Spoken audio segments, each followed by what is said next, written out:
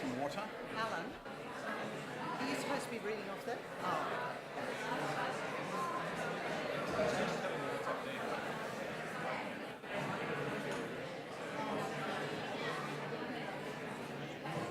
It is quite.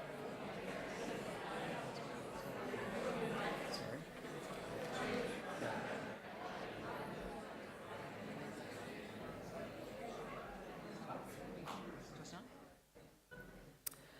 Well, ladies and gentlemen, for the few who are here who don't know me, I'm Anna Katzman, and I have the good fortune to be a judge of this court.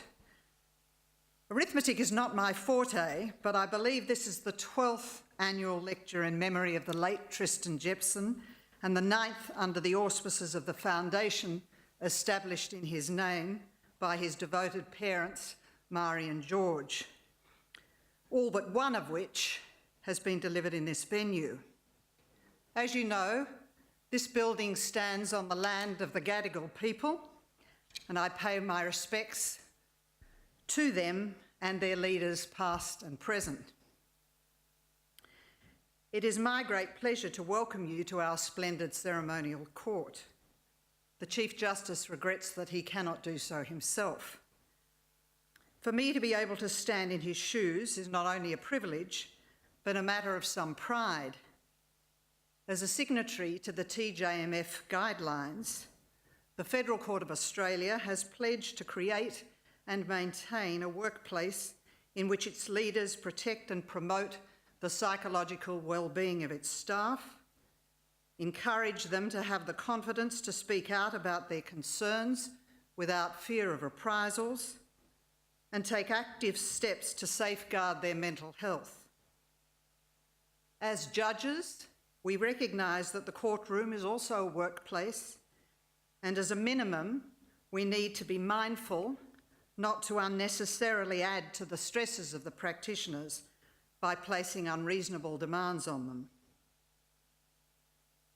The Australian legal community owes a great deal to the Jepson family.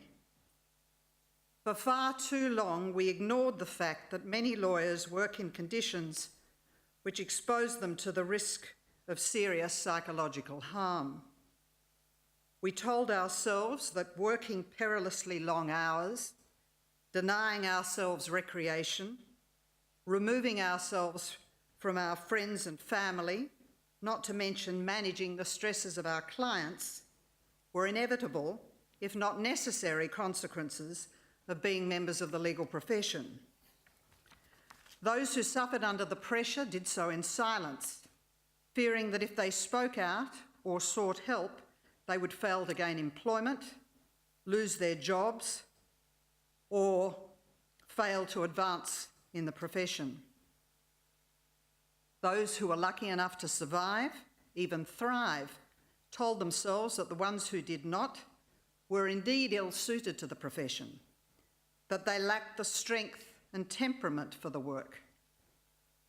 In large part, thanks to Mari and George Jepson and a number of other courageous individuals, we now recognise that we were deluding ourselves.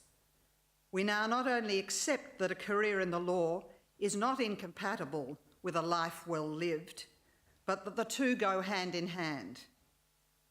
But it takes foresight, application, and above all, good leadership to achieve that life.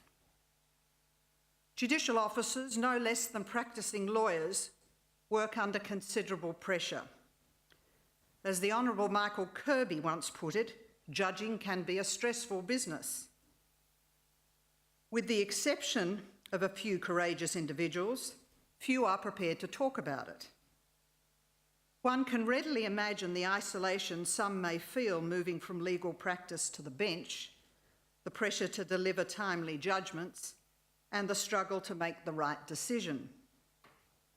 But few have come to terms with the reality that the exposure to evidence in a case may itself cause harm.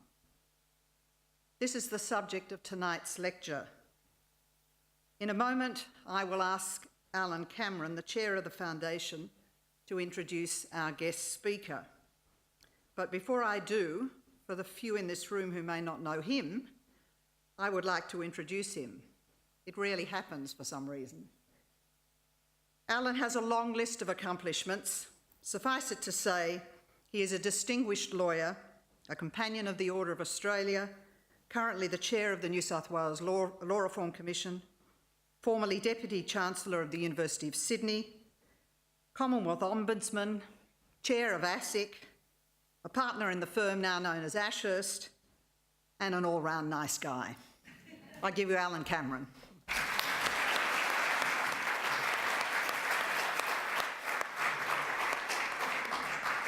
Good evening, everyone, and on behalf of the board, I welcome you all to this lecture.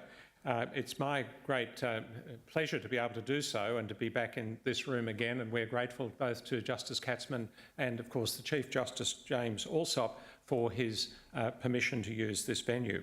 So it is, as you've heard, my role to introduce our guest speaker, His Honour Magistrate David Heilpern. David has master's and bachelor's degrees in law. He attended public high school in rural New South Wales, and his degrees came from the University of New South Wales, Macquarie University and the Australian National University. Now, I haven't understood that yet. He seems to have 2 degrees in 3 universities, but he can explain that. He started practice with the Australian Government Solicitor and went into private practice on the north coast of New South Wales, specialising in criminal law. He undertook many high-profile test cases representing drug law reform and environmental groups. While continuing to practice, he was part of a small team that successfully lobbied for a law school at Southern Cross University. He became a senior lecturer in criminal law and eventually the acting head of school. He has published 4 books, several chapters in edited works, and over 20 journal articles. In early 1999, David was appointed as a magistrate and undertook country service in the west of New South Wales, then at Bateman's Bay and then at Byron Bay and Lismore. In between, David was the senior civil magistrate for New South Wales for 5 years. He regularly writes papers on current issues in criminal justice and has over 40 reported local court decisions. He's a long-serving member of the Chief Magistrate's Education Committee and is senior faculty member of the Orientation Program, a position he's held for 13 years. He also trains magistrates interstate and overseas on a regular basis. Magistrate Heilpern appears today with the permission of the Chief Magistrate, His Honour Judge Graham Henson, who regrets his ability to be here in person. Now, while introducing him, can I also remind you that this event is being webcast live. If any of you do not wish to be photographed or seen, you'll have to hide your face in due course because the camera will move around. And the event, as I say, is being broadcast live. When we get to the question time, that means you do need to wait for a microphone to reach you. There are roving mics that will be brought around. So in introducing him, I also want to note that I will introduce the 2 commentators, Julie Blyth and Greg Demore, after we have heard from David.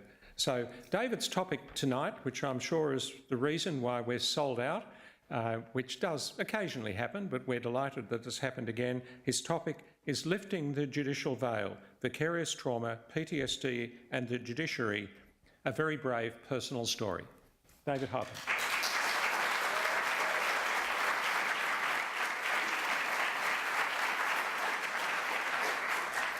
Thank you for that lovely welcome, and thank you for the hospitality of Justice Katzmann. Thank you all for coming. It's very heartwarming to see so many friendly faces here, some of whom, for the first time, seem to be wearing a suit. It's others, members of my family. My father said that the reason it had sold out is because he bought 400 tickets. I'm very pleased that he did that. Thank you. As you're aware, there is a written paper and copies are available here. The written paper has some structure and logic to it. The lecture will be more like a ramble in the park on the chosen topic.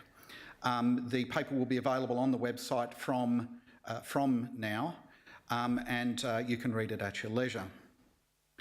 I suppose the only disclaimer from the paper that I really want to mention is whilst the Chief Magistrate has given me permission to be here, I don't speak on behalf of the local court bench. In essence, I've been developing, and it's nothing too new, a hypothesis over the last 12 months or so, and that is this. First, the courts are a crucial arm of ensuring a stable democracy. I better wear my glasses or I'm going to be in trouble. Second, that the courts only function optimally if judicial officers are mentally well. Thirdly, that the mental health of judicial officers is not aided by a culture of silence and secrecy. And fourthly, that by speaking out and acknowledging these issues, then judicial officers are more likely to be mentally more healthy and the courts will function better. I'm not Robinson Crusoe on this. The Victorian courts have been trailblazers for at least 5 years now with their judicial wellness program.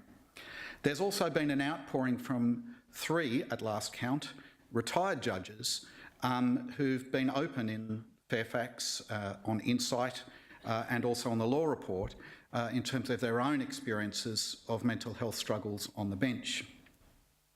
I don't want people to think for a moment that I'm whining or whinging about my job, because I'm not. I genuinely love my job. It's a great privilege and an opportunity to apply justice in the most popular court in New South Wales. By that I mean the court with most matters rather than the most popular. It's continuously stimulating, challenging and fulfilling. I've been a magistrate for 18 years and in many ways it's a very strange job because there is absolutely no feedback. I tried this experiment once. I thought that I used to actually be a stand-up comedian and I thought that I would try and do a little comedy that I knew was not funny in court. And I did it and everyone still laughed. That was a big sign to me that essentially you're on your own. Unless you volunteer for one of the peer evaluation programs, then all the signs and symptoms of deteriorating mental health can go utterly undetected. There's very few positions like that. There have been judicial officers who in open court talk to a carved duck on the end of their umbrella. That featured in Crownies, those of you who saw that particular show. There have been judicial officers who consult crystals when making decisions. There are judicial officers of long standing who suddenly start making such bizarre judgments that they feature in the appeal courts almost on a weekly basis. There are judicial officers who keep practitioners in court for hours or even days on a whim, and others who are so chronically cranky that in any other environment it would be called bullying. In years gone by, there was a magistrate I used to appear before who, unless he'd had his drink at lunchtime, would actually throw things at legal practitioners, stationary. These are not signs, in my view, of eccentricity or idiosyncrasy. They are signs of mental ill health.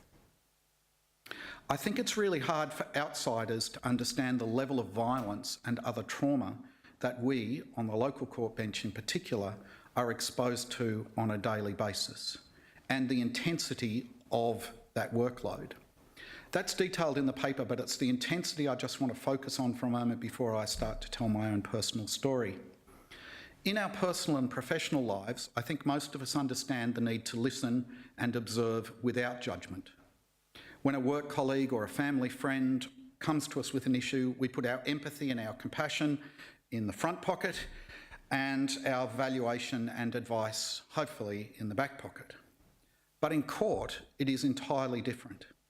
My function is actually to get inside the head of the perpetrators of these crimes, judge their evidence, judge their honesty, assess their level of criminality. And in the paper, I describe that as an intimate relationship. I've not come up with a better word. The closeness and the intensity of the focus that a judicial officer must give to the people who are appearing as witnesses or as defendants or as victims in front of us is intense indeed. It's my job to actually judge whether this man did those terrible things to that child or whether that victim really did strike first.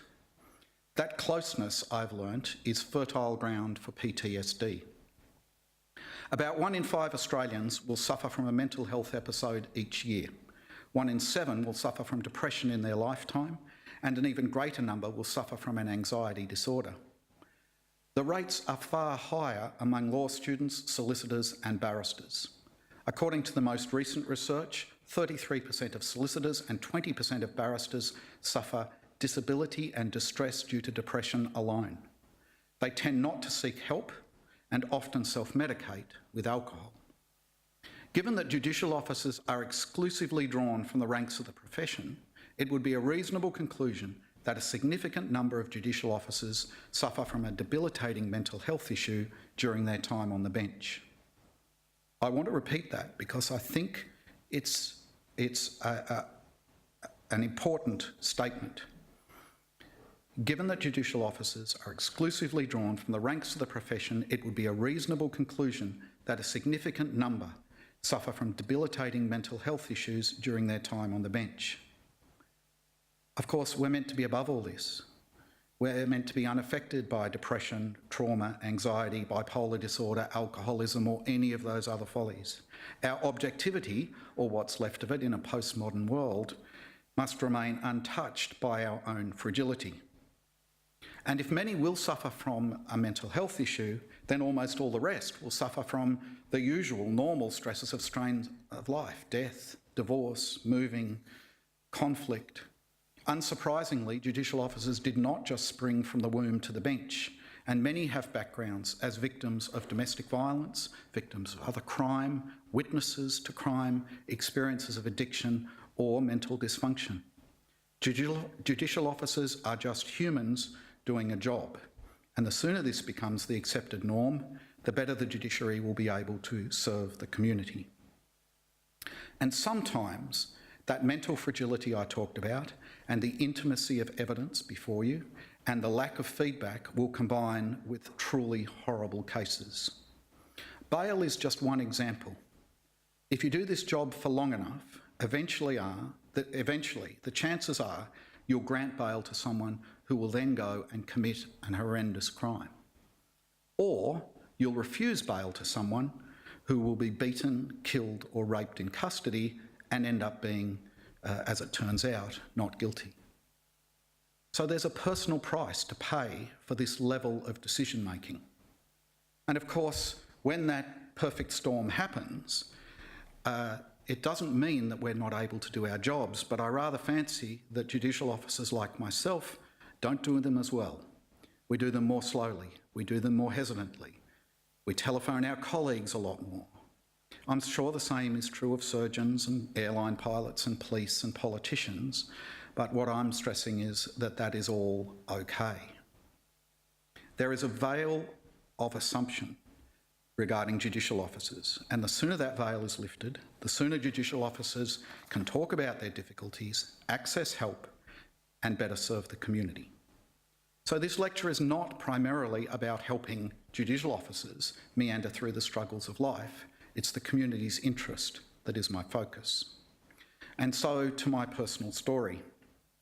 In the paper, I preface this at some length by acknowledging the first-hand trauma of victims and first responders, especially police, and the lawyers who are involved in representing parties in particularly horrific criminal cases.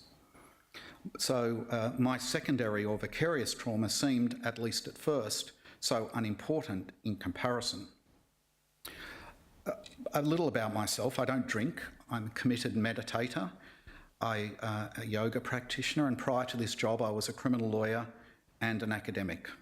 I thought that I had a great distance and balance with my work life. Some things distressed me, but I rarely took them home and thought that I was pretty resilient.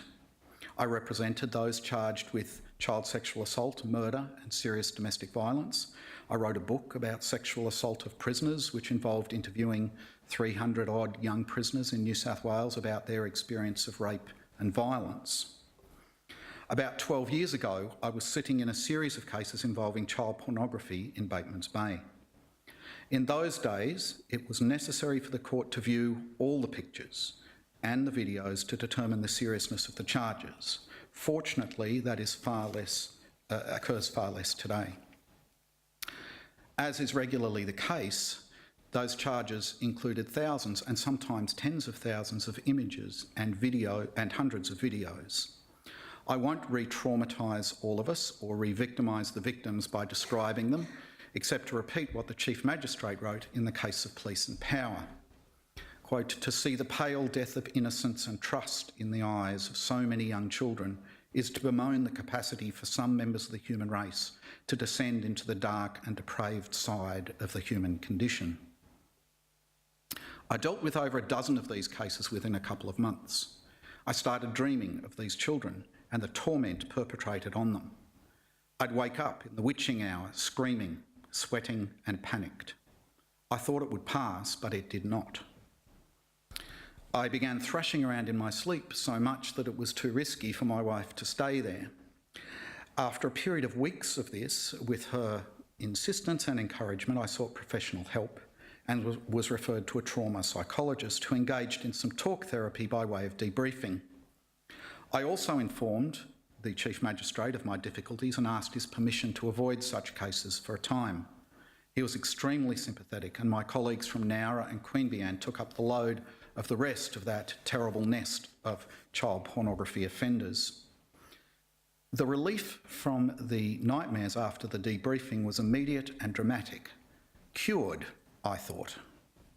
I interposed to note that the help I received at that time was by the then newly formed Judicial Assistance Program in New South Wales. This program provides all judicial officers and their families with confidential psychological counselling. The service was excellent then and continues to this day. In the intervening years, after the episode in Bateman's Bay and up to the present, my involvement with judicial education increased and I became a lead trainer of new magistrates in Australia and the Pacific. One of the sessions I ran and still run is on mental health and stress, and I would use my Bateman's Bay experience as a salutary lesson.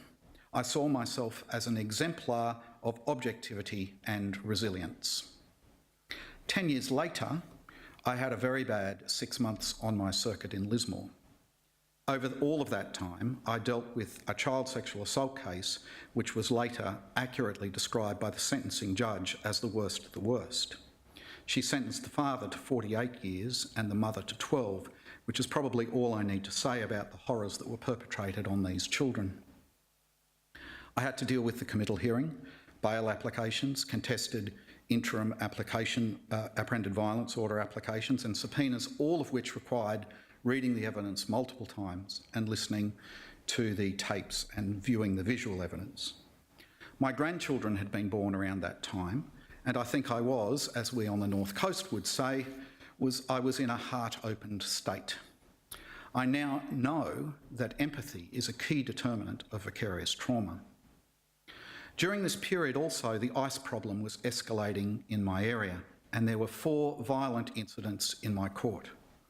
A young addicted man jumped out of the dock, fought his way out of the courtroom and jumped over the balcony at the front, breaking his spine. I dealt with 2 juveniles from the far west of New South Wales who, having been bailed, that very night held a toddler at knife point and raped his mother. I dealt with another horrible case of child pornography involving a child of the same age and gender as my grandchild. That week, a friend died in a freak accident in the surf. And to say the least, I was very messy.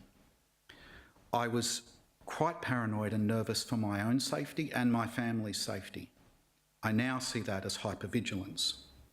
I found making hard decisions in court really painful, and I mean like Winnie the Pooh. My head would hurt when I'd have to decide whether to send someone to jail or refuse them bail or admit evidence. A good night's sleep had become a distant memory and I would wake myself up screaming.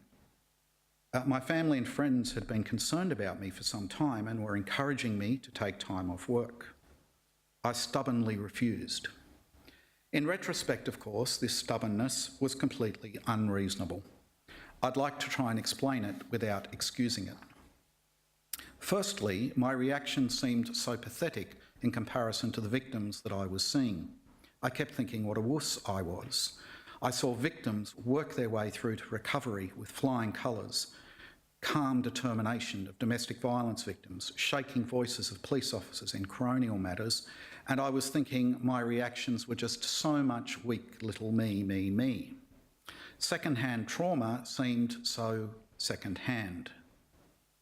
Up to that point, I'd also rarely had a sick day, and I prided myself on being a reliable, dependable rural magistrate. I now know that one of the symptoms of trauma is that sense of irreplaceability. After probably 3 months of this bleakness, I took the advice, in inverted commas, of my wife and GP and took a couple of weeks off. Advice is in inverted commas because of their level of insistence. I wrote a letter to the Deputy Chief Magistrate responsible for leave and spilt the beans on my state of mind. She was a friend and colleague of many years' standing, and to this day I can't believe how difficult that letter was to write. It was achingly difficult. Hardest letter I've ever written in my life. Crazy but true. So I went on a retreat with a long-term teacher at Chenrezig on the Sunshine Coast, and that was an icebreaker, and over the period of the next few months I progressively improved. I don't wish to be prescriptive about treatment, as I'm sure different processes work for different people. I started with talk-based therapy, which I found good but often re-traumatising. I tried medication, which was a lovely mental holiday, but it didn't last. I then eventually got some treatment called EMDR, eye movement desensitisation reprocessing, which for me was absolutely brilliant. If someone had told me that wiggling fingers in front of your eye would work to reduce trauma, I would have laughed out loud. But I don't mean to belittle EMDR because it's been truly a wonderfully successful treatment for me. During this time, the support of my colleagues, the Chief and the Deputy Chiefs in my jurisdiction was magnificent. Calls, emails, check-ins and the like were almost but not quite overwhelming. I'm fortunate indeed that the New South Wales bench is collegiate and supportive. This is no accidental development. As the Chief Magistrate has often commented, the strength of the bench in the end comes down to the health of the people who sit on it. Apart from the 2 weeks of Chenrezig and normal leave, I'd been back at work while getting better. I approached my ability to deal with traumatic cases with a mixture of confidence and trepidation. Did it affect my ability to do my job during my darkest days? Well, it's difficult to tell. Certainly there was no rash of appeals from my decisions or criticisms from higher courts. There were no complaints to the Judicial Commission. I probably consulted a lot more with my long-suffering colleagues on harder cases to check I was on the right path, and perhaps I was grumpier than usual with lawyers who I perceive as incompetent or worse. I now view my mind as a big sponge when dealing with traumatic cases. It sucks up some of that trauma vicariously, and I'm watchful to ensure that the sponge does not get too full. I wouldn't hesitate to seek help should that sponge feel close to full, and I think I'm better placed to watch for the signs given my experience. There is time to deal with 6 issues in more detail from the paper, having just explained my personal story. The first of those is technology. I think that modern technology has made trauma much more in your face. I can read a violent scene, even a rape scene in a book, and I can read it and not be that affected. But when you see video evidence of the victims, when you actually have, as these days, almost all cases involve some form of visual evidence, mobile phones, CCTV, DVEC, domestic violence videos, all of that is far more traumatic than it used to be when I started 20 years ago, where everything was just written on paper. The second issue is decision fatigue. The relationship between decision fatigue and vicarious trauma is, as far as I can tell, completely unresearched. But there's a fair chance that each exponentially feeds upon the other. In the local court, for example, in my local court currently, I have 4 list days a week, each of which involves more than 100 cases. On average, I'll have 15 people in custody and deal with around 8 bail applications every day. I have 15 to 20 coronial matters on the boil at any time, all involving gore and grief. And some days I'll come home and be asked an innocuous question about going somewhere or eating something. And I say if I have to make one more decision, I will actually just dissolve or burst. And I'm sure that that effect occurs at all levels of the judiciary to some extent, but I believe it to be more acute just by massive numbers and the number of decisions being made in the local court. I think that level of decision fatigue is poisonous in terms of creating a vicarious trauma shield. Third issue in the time that I have left is that I want to deal with is, and I've stolen this heading from Justice Jennifer Coate, emotion bad, intellect good. Throughout our education, our practice and our role as judicial officers, we are taught to suppress our emotions in a quest for apparent objectivity. It's perhaps time to recognise that the expression of emotion is not the opposite of administering justice. I've laughed on the bench, I've teared up on the bench. That is neither good or bad, it just is, and part of recognising that judicial officers are humans, not automatons. I've learnt that to suppress emotion every day is a recipe for mental health fragility. Security. Security threats are inherently traumatic experiences, and like many judicial officers, I've had a significant number over the years. I had a makeshift bomb put on a gas tank at one of my courthouses after a family law matter. The KKK graffitied my house in Dubbo. Specific death threats resulted in 24-hour surveillance, and presently there is a person in custody charged with allegations relating to a contract killing of me. These threats pose a real danger to the mental health of judicial officers. It's hard to determine whether one is being hypervigilant or just vigilant when there are people who actually want to kill you. Loneliness of the job. This was touched upon in the introductory comments. I did want to dwell on it slightly. Many judicial officers work in single courts and are away from loved ones for days or weeks at a time. There is little opportunity in those circumstances for the kind of informal talk therapy or debriefing that can empty the sponge in that scenario. In writing of the tragic fall from grace of former Attorney General and Supreme Court Justice Jeff Shaw, the then Chief Justice, James Spiegelman, wrote this: "There is a loneliness about it, and that's really what got to Jeff. He started drinking alone. It was a huge personal tragedy, and I attribute it to the loneliness of being a judge. He had a predilection, and the loneliness of the job tilted him into this world that he couldn't escape from." The final area I wish to touch on from my paper, before some concluding comments, is the need for research. There has been some limited research on PTSD and judicial officers in the United States, all of which showed that the vast majority of those who'd been on the bench for more than 5 years suffered from acute PTSD. Similar research needs to be undertaken in Australia. Particular focus could be on what are the current rates of vicarious trauma in Australian judicial officers, at what point in one's career do the issues become more acute? The American evidence would tend to suggest after 5 years. Is there a relationship between judicial officers sitting alone and high levels of PTSD? I expect so. What percentage of disciplinary matters involving judicial officers have an underlying mental health issue? For lawyers, it's 80%. Practicing lawyers as opposed to judicial lawyers. I suspect it would be the same. Is there evidence to support the hypothesis that an annual mental health checkup for judicial officers would be of assistance? Does opting out of certain kinds of cases for a time help? It certainly did with me. And what are the most effective ways of increasing resilience? Mentoring, education, buddying, debriefing, supervision. By way of conclusion, I wanted to say that I'm grateful for the support of the Tristen Jepson Foundation for facilitating this lecture.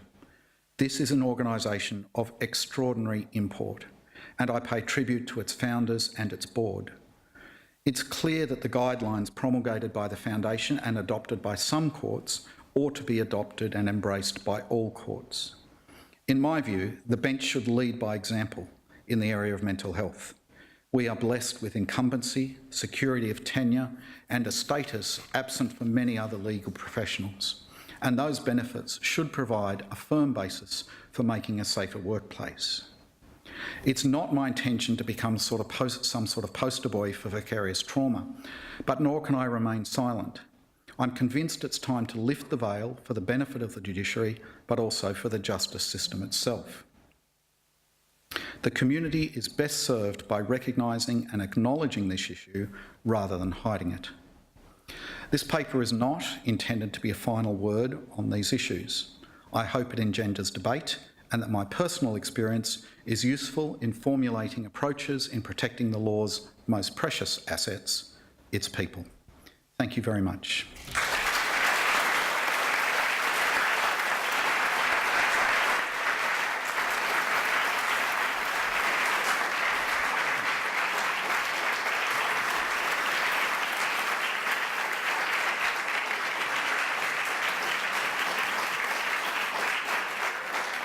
Well, thank you very much, David. And could I now invite Greg Demore and Julie Blyth to come and join us out here, and I will introduce them. And after that, there will, as I mentioned earlier, be time for questions.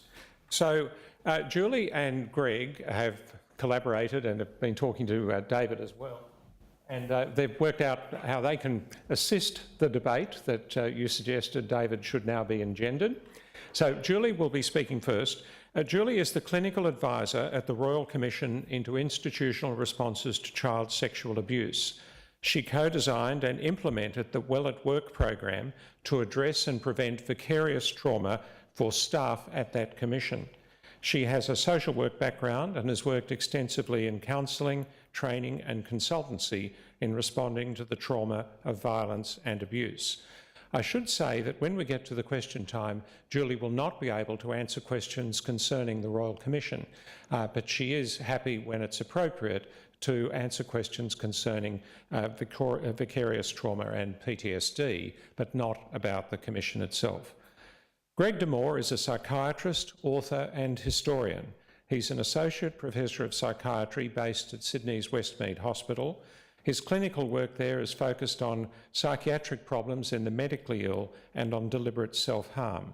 He has a long-standing interest in the training and welfare of junior doctors, and I'm delighted to say that he is a board member of the Tristen Jepson Memorial Foundation. So, Julie, I invite you to speak first, and then Greg, and then we'll go to question time. Julie Blyth.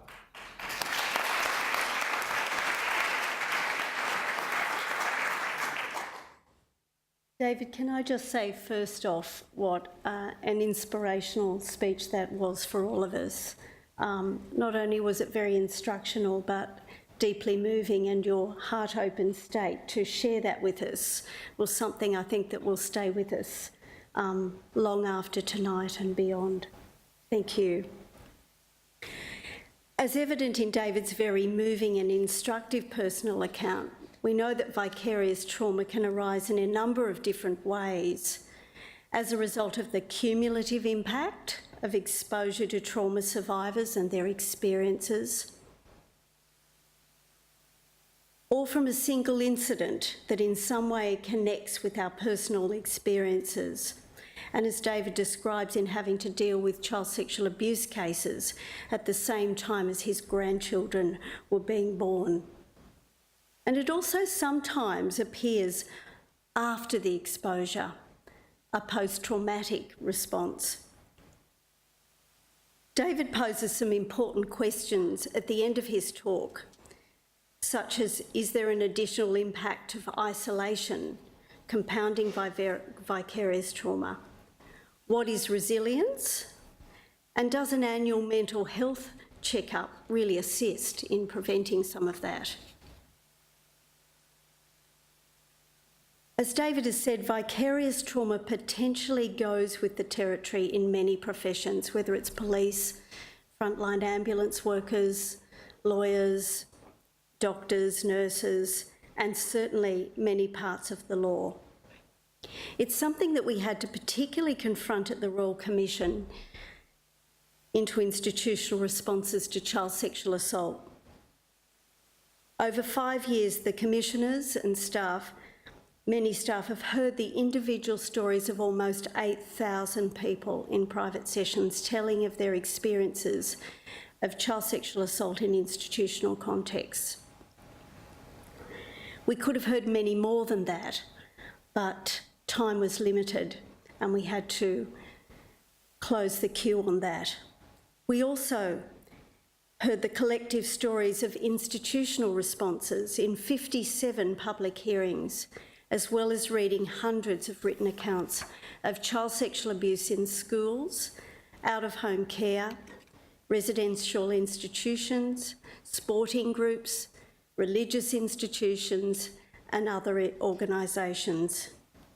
It was a huge challenge for the Commission to look at how we would maintain the wellbeing of the commissioners and the staff through that period of time.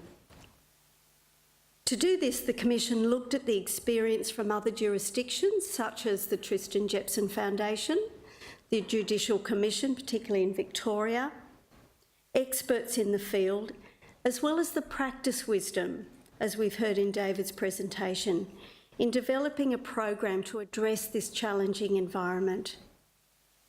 It is our learning over the past 5 years that any program must be led from the top, with a culture that encourages staff to talk about the impacts of the work without judgment. Recognising that vicarious trauma does not stand alone, it must also be seen through a lens of the impacts from workplace stress and culture and personal experiences we bring to the work. We've also recognised the need to have an approach that sees both the organisational and personal responsibility as critical. David talked about the need for the organisation to identify the structural factors that facilitate vicarious trauma. In his role in the judiciary, he has identified an environment of isolation, the burden of decision-making, and the volume of traumatic material as contributing factors. Each organisation or firm must attend to these structural factors and address the unique challenges facing their workforce in those places. We were mindful at the Commission that while people bring their own resiliences to their work from past experiences, as David has so helpfully described, sometimes this is not enough. Building on people's inner resilience by equipping them with resources, things that can be drawn from outside of oneself, was also a feature of the Well at Work program we developed. There's no one size fits all, we're all very unique individuals. So a wellbeing program has to have a great deal of diverse elements in it that include a lot of preventative strategies. We don't want to be just repairing people at the end. Wellbeing strategies such as learning and development opportunities, of flexible work practices, and a range of activities over time that meet the particular needs of a particular work group or individual and particular teams.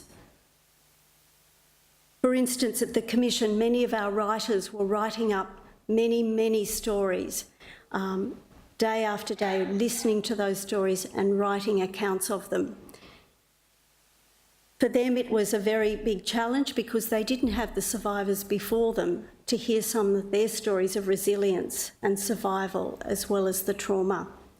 For the writers, we had to develop ways of dealing with that, including speaking with writers who had also written about traumatic material in the past.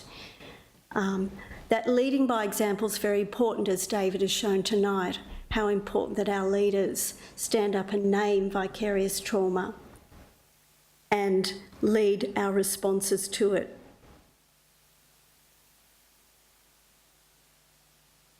The value of wellbeing was also met in looking at making sure that we looked at skills building for people as well to identify and manage vicarious trauma and workplace stress, and the opportunities to also address individual wellbeing.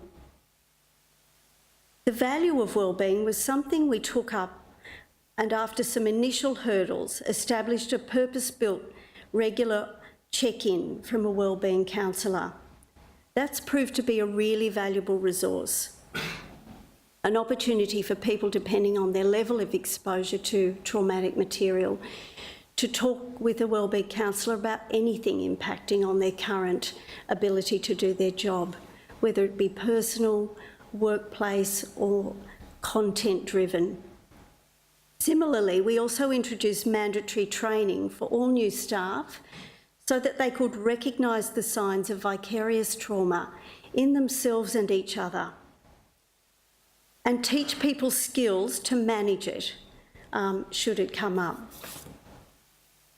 For most people, this was adequate to equip them with resources to manage the challenges of the work. But sometimes that isn't enough, and other external treatment options were explored.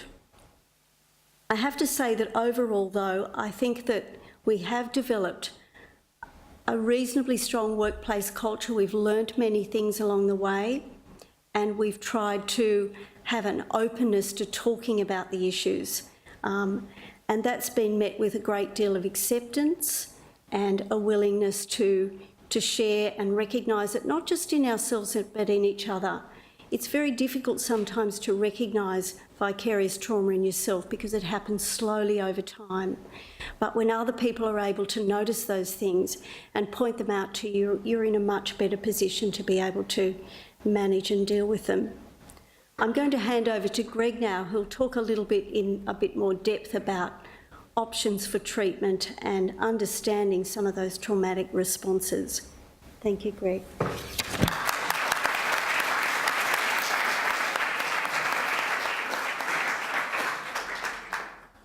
Thank you very much, Julie. And David, thank you very much for your heartfelt, deeply personal reflections. It's a privilege to be here tonight. I'm really going to talk about three things that, for me, David's presentation raises. And the first is about the nature of trauma itself and how it affects us. 2 decades ago, I was called to a general ward of a hospital. A patient had been found dangling from a bath rail. The night nurse on duty found the patient, cut the patient down quickly, and administered resuscitation. The patient survived and did remarkably well. Not so the nurse. She could no longer attend that ward. She didn't want to work at night time. She certainly did not want to leave her patients alone, lest something like another suicide attempt occurs. I was called to the ward again, this time to see the nurse. We embarked on treatment, and over a period of several years, she ended up doing very well. Now, just recently, I happened to see that nurse again, and she came towards me as we were about to pass one another in the corridor. She came to me beaming, smiling, and she said, "Greg, do you know what day it is?" I had no idea. She said, "It's the 1st of September. It's the first day of spring. That's exactly the day I cut down that patient 20 years ago." She had a clock, an unseen clock within her that ticked away. And as the seasons changed, as we approached spring, her heart rate would rise, her breathing would become shallow, her body was remembering that trauma. And that's what trauma does to you. It's not just a matter of the psyche and the mind, it profoundly affects the body. And David's presentation to me as a psychiatrist exquisitely explains that. Now, everyone here tonight, every single person, will have memories that seep back deeply. And the deepest memories are almost certainly those which have a strong emotional attachment or significance. Now, fortunately for us, that's usually pleasurable. Happiness, joy, love. Sometimes, though, they're coupled with fear or threat, and occasionally frank violence. And how do we respond to threat or actual violence? Well, we do what we all know. We fight, we flee. Sometimes we just simply shut down. And And after that trauma, we have a tendency to replay it daily, weekly, yearly, like a record stuck in a groove. To remember the attacker's grip, the smell of oil at a car accident, or an image that we can't eradicate from our mind. And every time that memory comes back, our nervous system is aroused, our heart rate changes, our breathing changes. And we can even measure this in modern psychiatry when we put you in a brain scanner to see different parts of your brain either light up or shut down. Trauma always leaves a memory, encoded in mind and body. The second thing I wanted to say tonight was to mention a bit about trauma and how it might present, and also the nature of treatment. Now, here I'm talking about, as a psychiatrist, how I might assess someone and treat someone. Now, David vividly described his reactions, particularly his disturbed sleep, that incredible barometer of our mental well-being. He described nightmares, sweating, and the panicky feeling that he went through. But trauma, vicarious or otherwise, can present in a myriad of ways. It may present as David described it. It may also present as a kind of profound depression, with someone chronically suicidal, with thoughts that struggle to reach your lips. Words are hard won. Or it might present in someone as an eating disorder, or perhaps with alcohol abuse, where alcohol is swigged at night for sleep or oblivion. Alcohol being a balm for a troubled spirit to somehow get rid of those awful traumatic memories. Or like the man I saw recently in middle age, who presented with paralysis of both his legs. There's nothing wrong with his legs at all. When he was a teenager, he had been sexually abused in the Scouts. 30 years later, he happened to go back to that place of abuse, and almost instantaneously, what happened was not flashbacks, nightmares and depression. He became paralysed, and when I saw him, he was wheeled in to me in a wheelchair. So when trauma is diagnosed by a psychiatrist, psychologist, counsellor, what can we do? Well, David has illustrated a few treatments, some of which worked, some of which didn't. Medications which didn't work for David shouldn't be dismissed completely out of hand. There's a role for medication to uplift the most severe depression or quell the most severe anxiety, but they don't get to the heart of the problem. Talking therapies, and there's no shortage of them out there, that's the heart of treatment for trauma.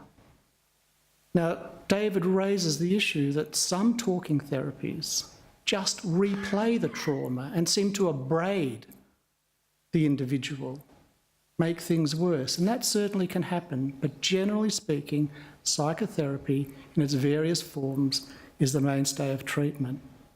Part of the problem with those talking therapies that David mentioned was that these memories, these bits and pieces, these sharp fragments that are buried deep within the folds of your brain, it's hard to give words to them. And part of the treatment we as therapists do is to try and give patients words to emotions that they barely know that they have.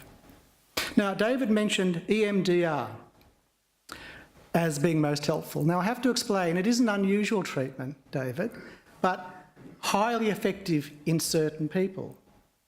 And what happens, so I can explain this, is that you as a therapist sit in front of a patient, usually for something like 8 to 12 sessions, and you discuss the trauma with the patient. And as you do so, you move your finger from side to side.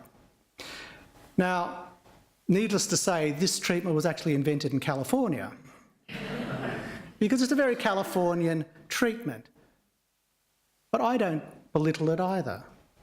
I've seen it work remarkably well, and it's part of our arsenal. But there are many other treatments: yoga, mindfulness, meditation.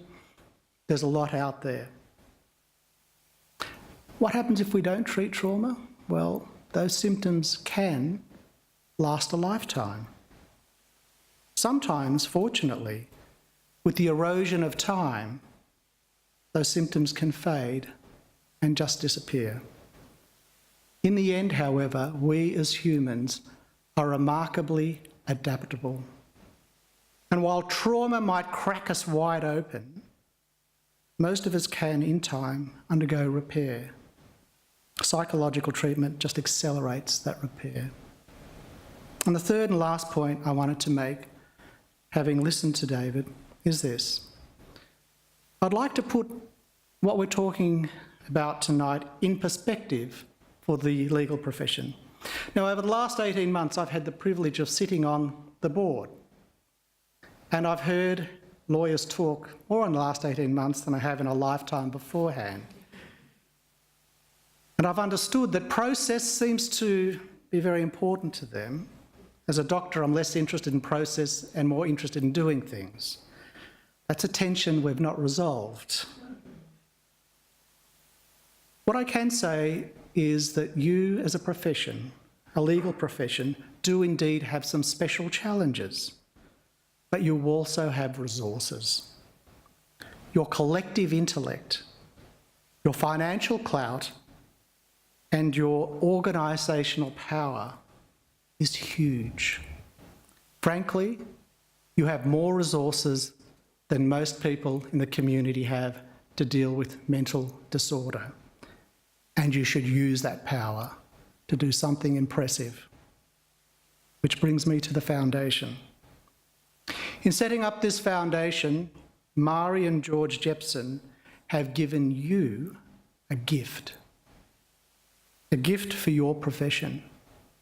And tonight, David's story, for me, is simply another step along the way. Thank you.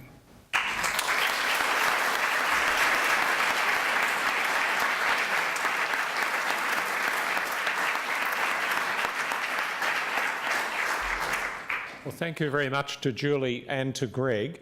And now this is your opportunity to ask a question or to make a short comment. I should apologise to those who are viewing the webinar or listening to it. We're not able on this occasion to take questions or comments from you, but that means that those in the room, you're not going to be interrupted by people on the end of a line. So this is your opportunity if you'd like to, and including those up the top, obviously. Are there any questions or comments that anybody would like to make? Yes, I have one in the front here. We'll bring the microphone to you in just a moment.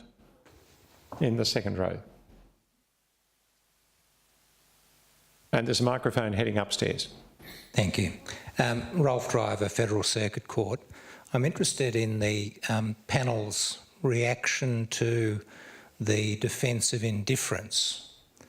I think there was a time in my career when I felt that it was better to be indifferent as a self-protection.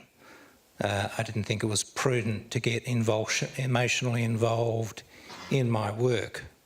But it now seems to me that there are major psychological risks with that development of indifference, including losing engagement with everything outside of legal work as well as within it, and relationships becoming transactional, which becomes a very isolated and lonely place.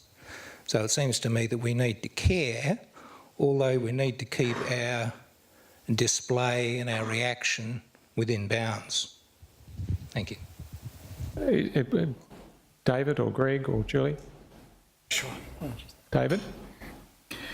In the orientation program that we run for magistrates, we have the kinds of syndromes that we warn people about developing over the years, and one of those is very akin to what you're talking about, of complete indifference. And I think we've seen that in those of us who've practiced in law, have seen that in judicial officers, have seen that in practitioners, and they're neither true to themselves or true to the law if you remain completely indifferent or even build up too many walls of indifference to what's happening in front of you. And I'm imagining that in your jurisdiction that is true as well. We call it the hermit syndrome or the cranky syndrome, where people just completely remove themselves from all other external involvement in life and become cranky and indifferent on the bench. Did you? I'm Are there any assuming, other questions? You might just raise your hand. Yeah. I think in the way you're asking the question, you're referring to indifference as a kind of pathological self-protection mechanism. Is that correct? Well, we see that in lots of patients in different professions, and certainly it's not confined to judges, and certainly the law. It touches upon so many things. And part of what you ask goes to the heart of the issue of empathy and the role of empathy in a repetitive public forum. And I don't think I have a simple answer. I don't think there is a simple answer. What I can say is, and certainly the training of our junior doctors, this is an issue that comes up repeatedly.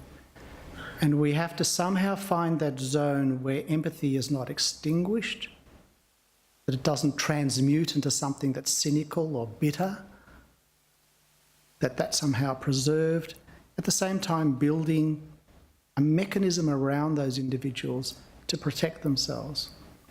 Because unwashed empathy is not what you want. You're setting yourself up for a lot of danger and damage. And although Stoicism gets a rad rap these days, I think there is a role for Stoicism and strength and holding back. But it's a more sophisticated and more detailed discussion than I think we could perhaps have tonight. Thank you. Are there other questions or comments? Yes, another one in the... Jackie Gleeson from the Federal Court. David, you spoke about how you worried about whether you had a proper basis for feeling traumatised. And listening to your story, it sounded as though your experiences were acutely traumatic, and the circumstances that all of the panel members have talked about sound acutely traumatic, at least to me. So I wonder about the problem of how do you validate or deal with trauma which is real for people but is not as florid, or doesn't have as florid a basis as you've described. How do you get to persuade people that their trauma is worth being considered when it doesn't come up in these kind of situations of dealing with, a pedophile's criminality or a threat of a contract killing or something like that?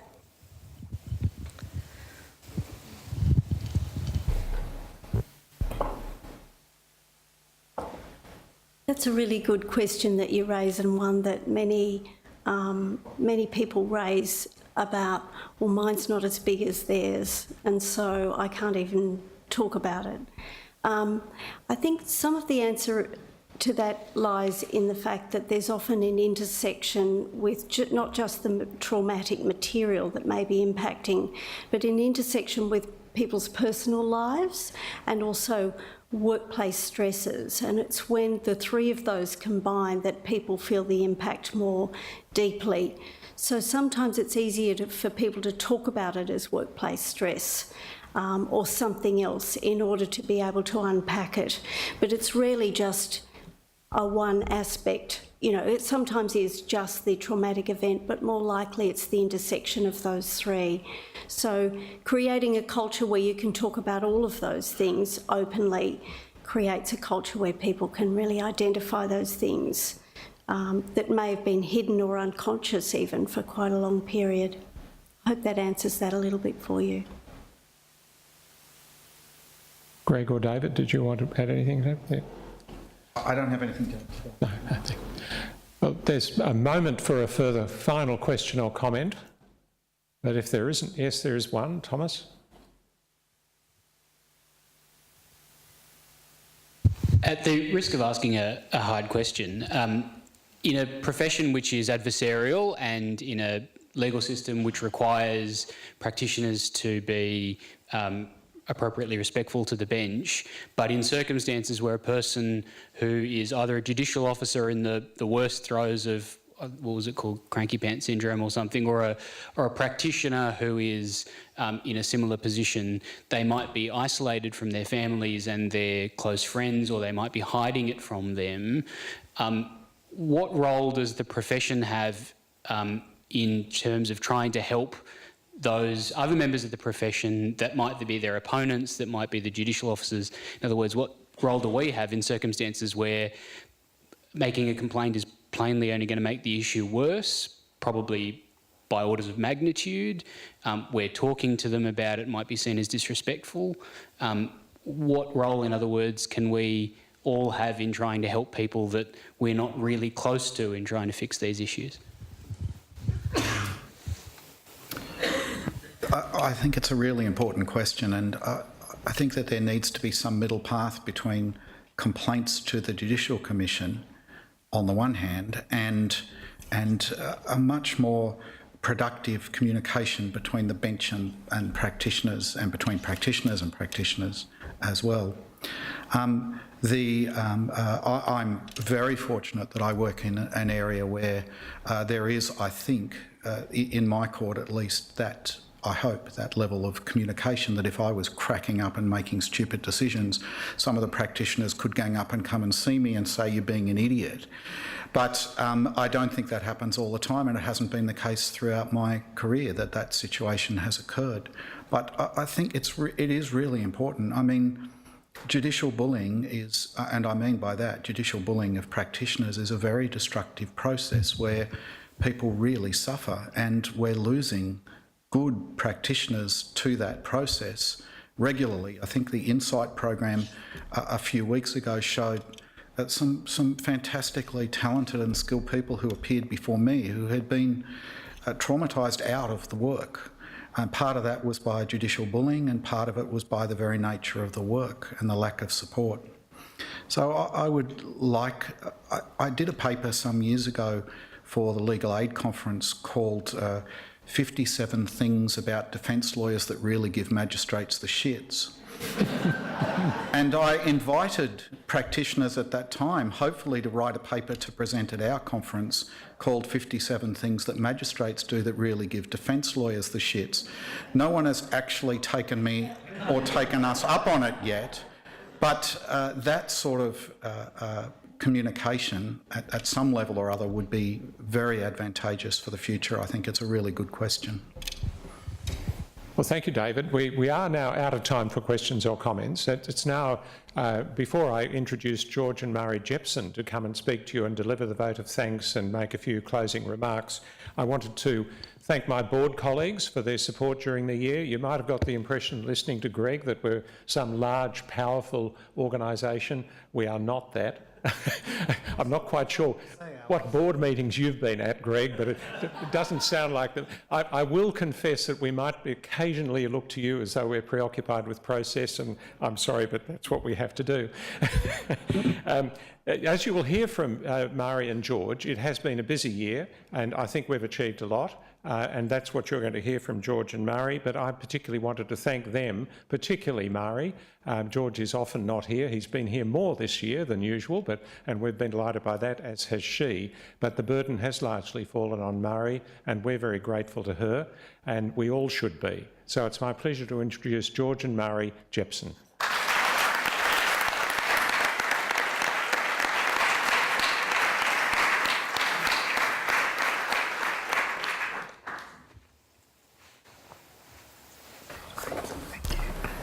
Good evening, and thank you very much for being here. It's always a little onerous to be speaking just before refreshments, but so it is.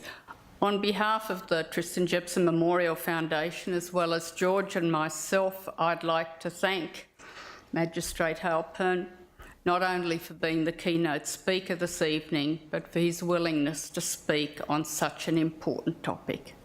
Sharing your insights and personal experience of vicarious trauma marks a significant milestone, not only for the work of the Foundation, but also the progress made on our shared journey with the profession as a whole. It's an enormous privilege to be permitted to share your personal story, and I wish to acknowledge and recognise the courage that it takes to be open about issues that are so confronting, both personally and professionally.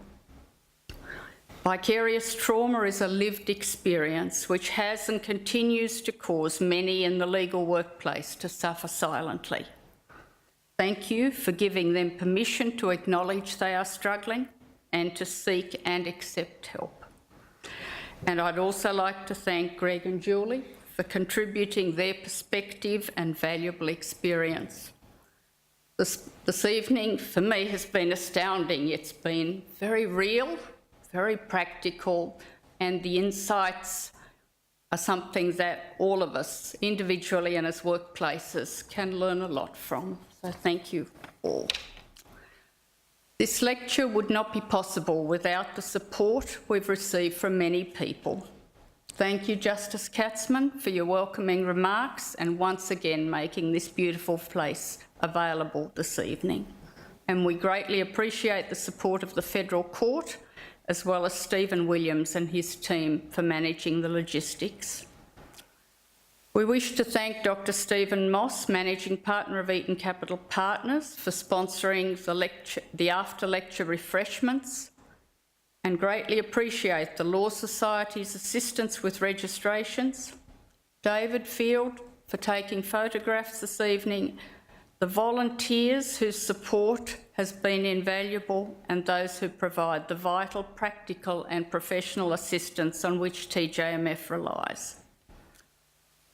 I wish to acknowledge and thank those who have attended this lecture and the many who are watching via webinar. You honour us by your presence. TJMF relies on the commitment and support of many people, and George and I would like to thank Alan Cameron, Chair of TJMF, the directors of the Foundation for their ongoing commitment and personal support. I don't always make it easy for them. We greatly appreciate the efforts of those who've made the lectures in Victoria, Tasmania and Queensland possible, as well as the many whose practical and financial support sustains the work of the Foundation. And I'd especially like to recognise the support given to us over many years by law students and young lawyers. There are simply no words to express our enormous respect, gratitude and thanks for all that you do and the support given by your partners and families. And I'd also like to acknowledge and thank my husband George for his ongoing support as mentor, proofreader of my speeches,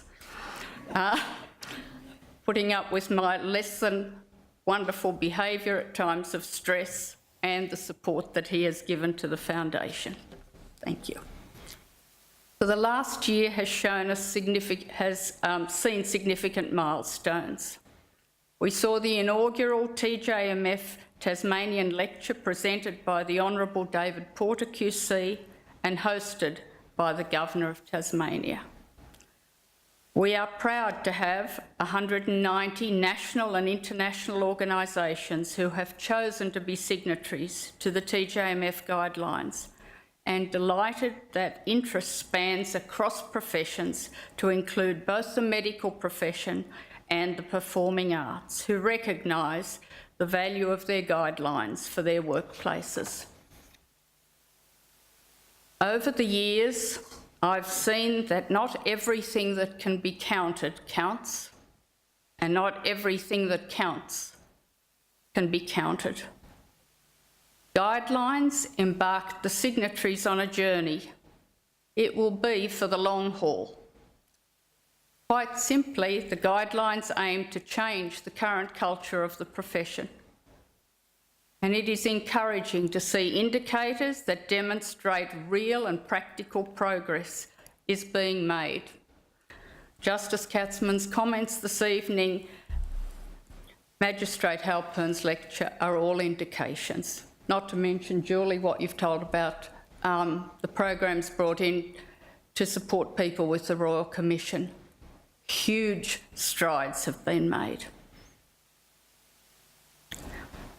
However, it all starts with creating a caring culture. Leaders are not just talking the talk, but changing their behaviour. They are actively listening to and responding to feedback from their staff, willing to try new ideas and to acknowledge setbacks. I've also seen how staff respond when they feel supported and valued. Some, however, remain stuck, clinging to the outdated ideas which focus only on developing policies and procedures to minimise organisational risk through compliance. Each signatory's journey and rate of progress is individual and unique to their workplace. Signing up to the guidelines is a public declaration that your workplace is committed to promoting the psychological health and safety of your staff. As a leader, your staff see this as a personal commitment to them. It gives them hope that conditions will improve. This trust must not be broken. The guidelines are an aspiration. They focus on prevention by addressing the causes of avoidable workplace harm. They're not a quick fix or a miracle. They are a journey, not a destination. TJMF's vision for the guidelines is to promote the psychological wellbeing of staff. Their goal is to ensure every effort is made within the workplace so that no harm to the mental health of staff is caused through negligent, reckless or intentional ways. Change requires ongoing effort and learning from both our achievements as well as our setbacks. It's not about being perfect, but aiming to be better than we were yesterday. As the World Health Organization says, there is no health without mental health. The TJMF workplace guidelines are equally relevant to both the leaders and staff within a workplace. They recognise our shared vulnerabilities as human beings. However, the challenge for the guidelines in today's world of instant successes is that they are a journey. There is no elevator to success. You need to take the stairs. Sometimes you can't see the whole staircase, but you just need to take the first step. Thank you.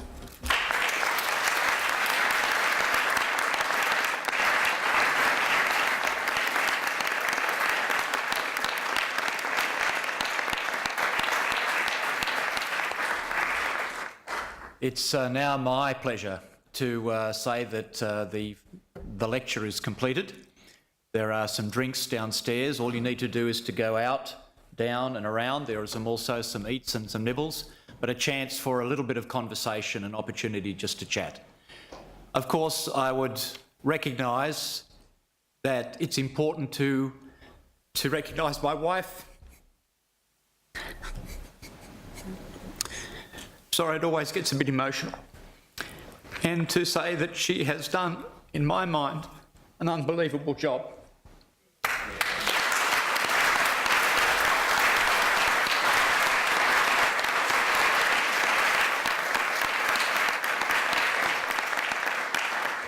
I think it's sometimes a little daunting to recognise that we are a small volunteer foundation, that a lot of the things that get done are done through the perseverance of Mari and the ability just to stay at it and to stick at it.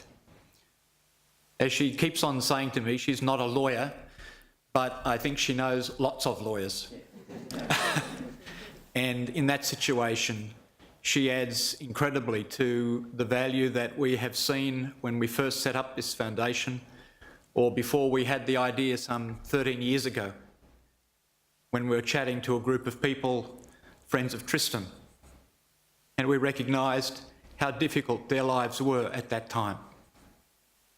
So it comes after 13 years, a recognition that now we have the guidelines in place, now there is a process in place. And we wish to thank all of the people who have made that something that has worked, because we've only worked through the opportunity to work with others. And we thank you for your support to make what has happened within the profession as valuable a journey as it has been so far. Thank you very much.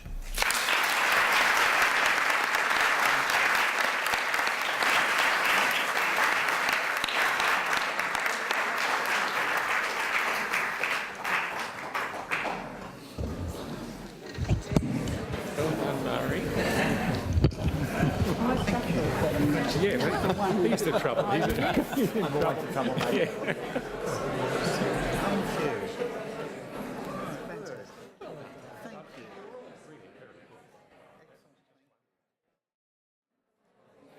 They got their money's worth. $15. I mean, really. That's like a cheap one. Yeah, that's right.